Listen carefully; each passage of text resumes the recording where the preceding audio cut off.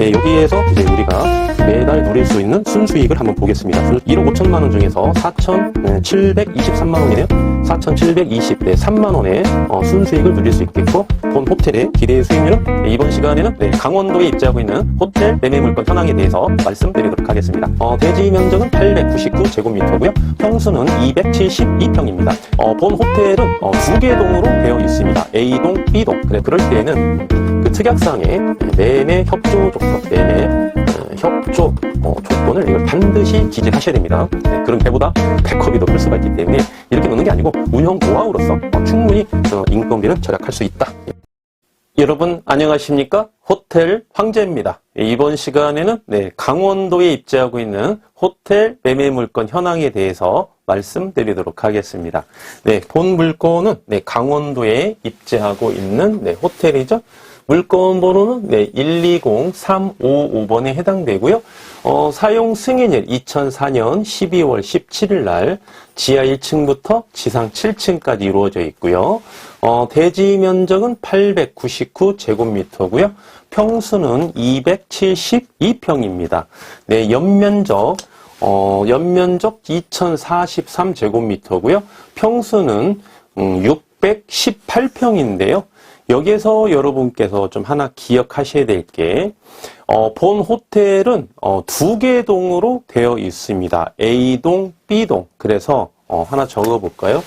2개 동으로 되어 있는 호텔이고요.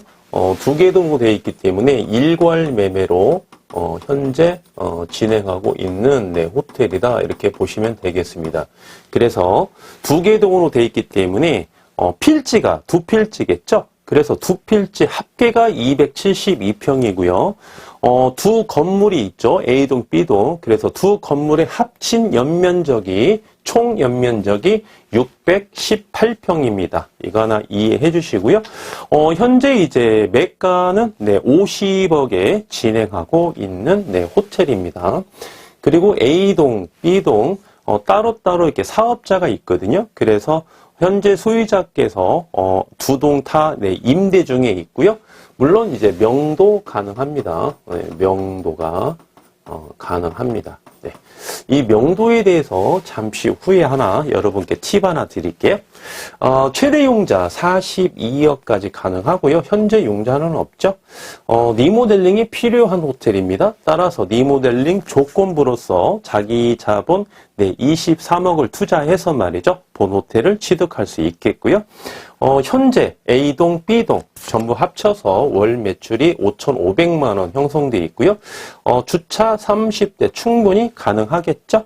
대지가 272평이니까 객실수 A동, B동 합쳐서 59개고요. 용도 지역은 일반 상업지역입니다. 공시지가 볼까요? 3.3제곱미터당 163만 원이고요. 한 평으로 제가 환산했더니 한 평당 538만 8,430원에 해당되는 강원도에 입지하고 있는 호텔입니다.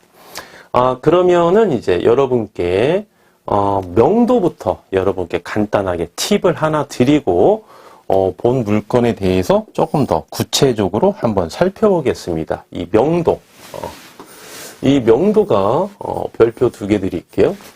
이 명도는 어떠한 부동산이냐, 그리고 어느 지역이냐에 따라서 좀 차이가 있습니다. 그래서 이렇게 보시면 먼저 꼭 호텔만 산정되는 게 아니고 어떠한 부동산이냐, 부동산의 종류가 뭐냐에 따라서 이제 명도의 개념이 좀 달라질 수가 있는데, 이 부동산이 이제 주택이 될 수도 있겠고요. 그 다음에 이제 상가가 될 수도 있겠고, 그 다음에 이제 저희처럼 이렇게 호텔이 이게 될 수도 있겠죠. 그래서 만약에 등장인물이 3명이 나오죠. 갑과 을이 이제 매매 계약을 체결하려고 그래요. 갑이 이제 매도인이고요. 을이 매수인이죠. 매수인.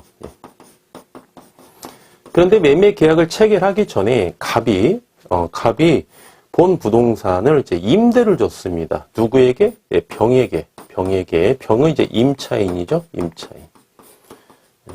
임대인의 지위에서 임차인에게 이제 임대를 준 상태에서 두 번째 이제 매매를 이제 하려고 그러는 거죠. 그래서 이게 만약에 주택이다. 주택이다. 그러면 명도는 어떻습니까? 이게 뭐 법으로 정해져 있는 게 아니죠. 이게 협의사항입니다. 협의사항. 협의사항이에요. 이건 뭐 법률 규정이 아닙니다. 법률 규정에 누가 명도를 해라 이렇게 정해져 있는 게 아니에요. 협의사항입니다. 매도인이 명도해주겠다. 매수인이 내가 명도를 하는 조건으로 내가 안고 사겠다. 뭐 이렇게 뭐 합의를 하면 된다는 겁니다. 그런데 이게 만약에 뭐 주택이다. 그런데 매수인이 투자 목적이에요. 임차인 뭐 명도하라고 할 필요가 있겠습니까? 필요 없는 거죠. 여기 임차인일 수도 있고 전세권자가 될 수도 있는데 계속 살아라 이렇게 할 수도 있고, 만약에 매수인이 거주 목적이에요. 그러면 명도가 중요하겠죠. 그러면 매도인이 명도를 해줄 거냐, 아니면 매수인이 일단은 그 주택을 취득하고 내가 명도를 할 것이냐, 매도인과 매수인이 협의를 해야 되겠는데, 만약에 투자 목적이면 상관이 없는데 거주 목적이다 그러면 명도 때문에 매매 계약을 체결할 수가 없는 상황도 발생할 수 있다는 겁니다. 누가? 매도인이 권리 행사를 하기 어렵다는 거죠. 그래서 명도가 좀 중요하고요. 상가는 어떻습니까? 상가. 갑이 상가 건물을 보유하고 있어요. 여러 칸의 상가가 있습니다. 모두 임대를 줬어요. 일부는 공실도 있을 수 있겠죠. 매수인이 매도인에게 명도해달라고 요청할 필요가 있습니까? 거의 할 필요가 없겠죠. 왜?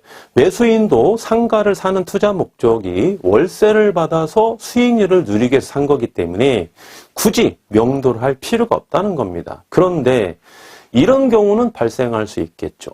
내가 딱 저 자리가 원하는 자리야. 저 상가가. 왜? 목적이 뭐야? 사옥으로 쓰려고. 내 사옥으로 쓰려고. 그러면 명도가 필요하겠죠. 네.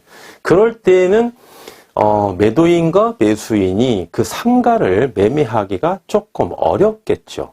왜 그렇습니까? 그 칸칸에 있는 세입자들이, 임차인들이 말이죠. 부득이한 사정이 없는 한, 귀책 사유가 없는 한은 갱신 청구권을 활용해서 몇 년이죠, 여러분? 네, 최대 10년 동안 우리가 그 임차 물건을, 목적물을 사용하고 수익할 수 있기 때문에 명도가 만만치가 않아요. 그죠? 네. 호텔은 어떻습니까? 호텔은 만약에 임대를 주지 않습니까? 갑이 호텔을 보유하고 있는데 병에게 임대를 줬어요. 객실 하나를 임대를 줍니까? 객실 전체를 임대를 줍니까? 그렇죠? 건물 전체를 통으로 임대를 주기 때문에 임차인과만 협의하면 돼요. 모든 세입자와 협의를 해야 되는 상가와는 좀 개념이 다른 거죠. 그래서 호텔은 상대적으로 조금 명도하기가 좀 쉽다 이런 거죠. 왜냐하면 상대방이 한 명이니까. 그죠? 뭐 혹시 뭐 지하에 뭐 노래 연습장이 있습니다. 이제 그런 경우에는 이제 2명이 있겠죠. 임차인이. 그래서 상대적으로 세입자가 적기 때문에 좀 쉽다 이겁니다. 두 번째는 이제 지역인데요. 어느 지역이냐에 따라서 명도가 좀 굉장히 복잡해지는데, 첫 번째는 이제 강남, 특히 강남입니다. 강남, 그리고 이제 서울이에요. 따로따로 제가 구분한 이유가 뭐냐면 강남이 조금 이런 경향이 더 강합니다. 뭐냐, 매도인이 강남 같은 경우는 명도 책임을 잘 안 지려고 그래요. 그걸 안고 팔려고 하지 않습니다. 거의 뭐 99.9%는 다 그렇습니다. 상가가 됐든 뭐 주택이 됐든 호텔이 됐든 말이죠. 매도인, 내가 매도인인데 매수인 당신이 이 조건에서 살려면 사고 말려면 말아라. 나는 명도 못 해준다. 이 조건으로 권리와 의무를 승계해서 매매 계약서를 작성하든지 나한테 명도를 요구하지 마라. 그런 조건이면 나는 안 팔겠다. 이런 성향이 제일 강한 데가 강남입니다. 전국에서. 그 다음이 이제 서울이고요. 이제 지방으로 갈수록 그런 성향이 조금 약합니다. 그래서 만약에 여러분께서 이제 매수인 입장인데 강남에 뭐 주택이나 뭐 상가나 특히 상가나 빌딩 같은 거, 그 다음에 호텔은 그나마 조금 약합니다. 왜 그렇죠? 호텔은 세입자가 한 명이니까.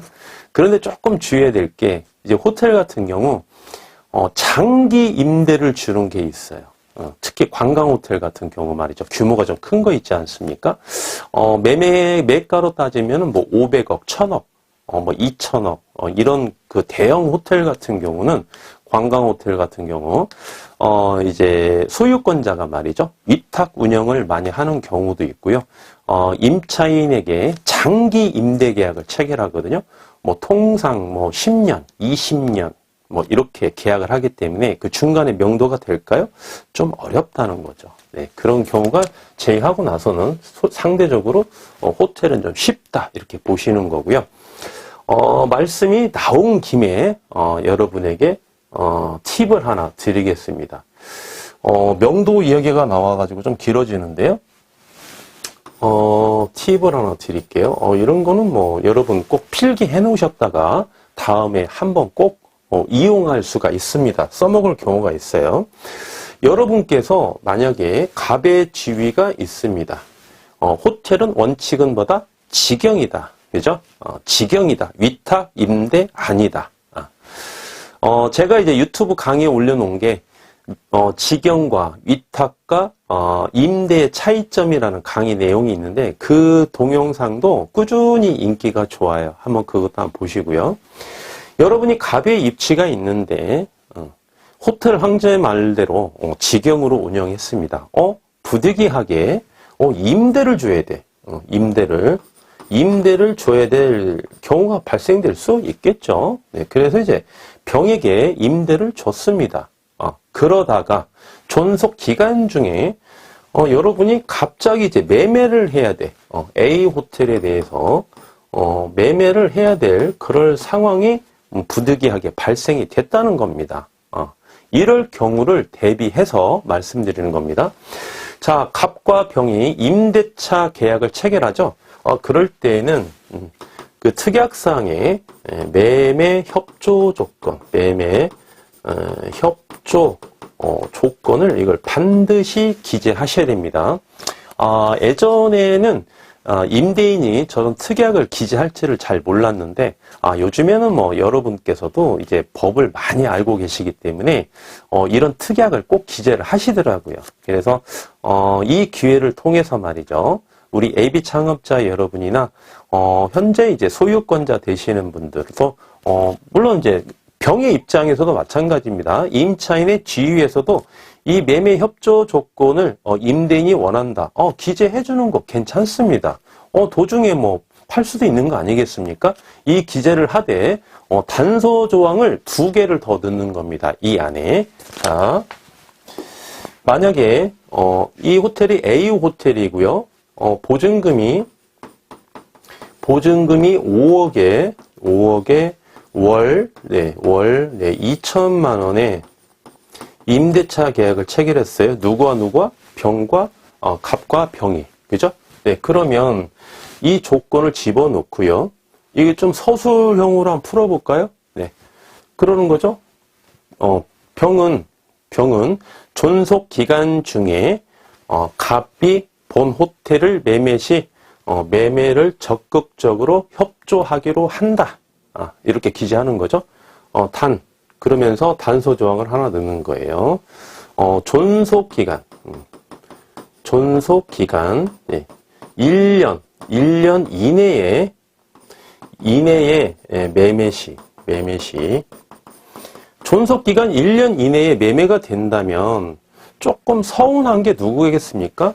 병이 좀 서운하겠죠. 네, 보통 우리가 존속 기간은 2년을 보통 약정을 많이 하죠. 그것도 뭐 임의 기간이니까 당사자 간에 협의를 하면 됩니다. 뭐 10년 해도 되고 5년 해도 되고 1년 해도 되는데 우리가 통상 2년으로 이렇게 존속 기간을 약정하지 않습니까?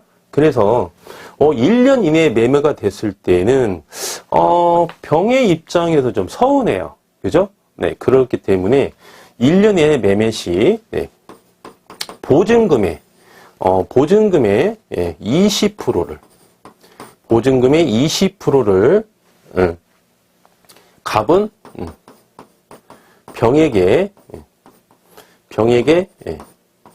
지급하기로 한다. 이러한 특약을 하나 기재하면 좋습니다. 이건 뭐죠? 그냥 이사비용 명분이죠. 명도 협조 조건의 대가성 반대급부라고 보시면 되겠습니다. 두 번째. 자, 존속기간 1년을 초과하고 2년 이내에 매매 시 보증금의 10%를 10%는 얼마입니까? 1억 5천만 원이니까 5천만 원이죠? 5억에 5천만 원이죠? 네, 5천만 원을 갑은 누구에게? 네, 병에게 상대방이죠. 병에게 지급하기로 한다. 네, 이렇게 촘촘하게 기재를 해놓은 말이죠. 향후에 어떤 부득이한 일이 발생이 됐을 때 이렇게 사전에 말이죠. 명시를 딱 해놓지 않습니까? 그러면 뭐 불편한 게 없어요. 그대로 이행하면 되니까. 그렇기 때문에 병의 입장에서든 갑의 입장에서든 임대를 줬을 때 크게 하자가 발생되지 않습니다. 여기에서 보증금과 10%, 20%는 보증금과 좀 차이가 있을 수 있겠죠. 만약에 보증금이 1억이다. 그러면은 20% 갖고는 병이 동의를 좀 잘 안 하겠죠. 2천만 원 받고, 그죠? 그래서 그런 퍼센트만 여러분이 조금 차이가 있을 뿐, 이러한 특약사항, 매매 협조 조건과 존속 기간을 둘로 나누어서 아주 구체적으로 이렇게 특약사항에 기재를 하시면 말이죠. 이 명도에 대해서는 큰 하자가 없습니다. 그래서 이거 하나 꼭 메모해 놓으셨다가 여러분들이 나중에 하나 좀 유용하게 이용하시기를 바라겠습니다. 네. 다시 와서 말이죠. 본 물건은 두 개 동으로 이렇게 되어 있다고 그랬죠. 네, 그림을 한번 그려볼까요? 그림을 두 개 동으로 되어 있는데 필지도 이제 두 필지입니다. 그죠? 두 필지로 되어 있겠죠. 네. 두 필지로. 여기가 이제 보시면은 A동, B동이 있으니까 여기가 한 필지, 여기가 두 필지 되어 있고요. 그러면은 이제 여기가 A동이 있는 땅이고요. 여기가 B동이 있는 땅이겠습니다. 그럼 여기에 이제 건물이 이렇게 있겠죠. 한 필지에 건물이 있고 또 다른 필지에 또 이렇게 건물이 이렇게 있을 수 있겠습니다. 이렇게. 그러면 왜 이렇게 제가 그림을 그렸느냐 보면 우리가 이제 만약에 리모델링을 해서 운영을 한다고 가정을 해보겠습니다. 그러면 A동에도 직원이 당번이 필요하겠고요. 청소 직원도 필요하겠습니다. 그럼 B동도 당번이 필요하겠고 카운터 직원, 청소 직원도 필요하겠습니다. 이렇게 직원을 양쪽 다 A동, B동 고용하게 되면 인건비에 대한 부담이 상당히 크겠죠. 그죠? 어떤 동은 매출이 더 많이 나오고 어떤 동은 매출이 좀 덜 나오는 구분으로 해서 총량이 100인데 똑같이 이렇게 직원을 고용하게 되면 우리가 인건비에 대한 부담이 있다는 겁니다. 그래서 이러한 부분이 바로 제가 또 강조해드리는 운영 노하우가 있습니다. 이러한 동을 두 개 동일 때 취득하게 되면 어떻게 운영을 함으로써 우리가 인건비에 대한 부담을 좀 줄일 수 있다. 이런 것도 제가 가지고 있는 운영 노하우 중에 하나겠죠. 결론부터 말씀드리면 이쪽 직원을 고용하면 안 되겠죠. 여기 직원을 통해서 이렇게 관리를 해야 되는데 그러한 운영 노하우가 필요하겠습니다. 그래서 이제 그런 것까지도 제가 여러분께 다 제시를 해드릴 겁니다. 참고로 보시면 여러분들 혹시 이제 드라이빙 무인텔 가보셨습니까? 드라이빙 무인텔은 1층은 주차장, 2층은 객실 이렇게 되어 있죠. 그래서 층수가 2층입니다. 드라이빙 무인텔이. 그래서 드라이빙 무인텔을 가보시면 드라이빙 무인텔은 보통 이제 계획 관리 지역에 많이 입주하고 있죠. 계획 관리 지역에. 땅이 되게 넓어요. 땅이 되게 넓습니다. 이렇게 보시면은 땅이 넓고 건물은 층수는 이제 2층이에요. 네. 이제 구조가 이런 구조로 되어 있죠. 이렇게. 이렇게 땅이 되게 넓어요. 필지가. 이렇게 넓고. 네. 그리고 건물도 이렇게 두 동으로 되어 있습니다. 이렇게 두 동으로. 드라이빙 무인텔이 세 동으로 되어 있는 데도 있어요. 세 동으로. 네. 이렇게 세 동으로. 네. 왜냐면 드라이빙 무인텔이 계획 관리 지역이라 하더라도 용적률이 뭐 3층, 4층까지 허가가 나는데 3층, 4층은 객실을 못 받지 않습니까? 드라이빙 무인텔이니까. 드라이빙 무인텔은 1층은 주차장, 2층은 객실로 되어 있기 때문에 세개동이라고 한번 가정해 볼까요? 세개동이라고 이렇게 세개동이 이렇게 있습니다. 한 필지에 이렇게 세개동이 있어요. 그래서 여기가 이제 칸이 이렇게 되어 있죠. 이게 위에서 바라보는 어떤 그러한 모양이죠. 그죠? 네, 이렇게 되어 있습니다. 칸칸이 되어 있어요. 네, 이렇게 되어 있습니다. 그러면 뭐가 문제냐면 여기에서 직원이 카운터 직원이 다 관리를 해야 되고요. 청소 직원이 다 관리를 해야 됩니다. 그런데 동선이 길지 않습니까? 한 건물에 여러 층이 있어서 한 건물을 관리하는 것과 동이 달라서 A, B, C 동이 있어서 이 건물을 청소하는 것과 카운터 직원이 관리하는 것은 상당히 조금 불편한 게 많이 있거든요. 그래서 보시면은 드라이빙 무인텔 만약에 여러분께서 가실 기회가 있다면 한번 이런 걸 한번 보세요. 차 안에서도 보입니다.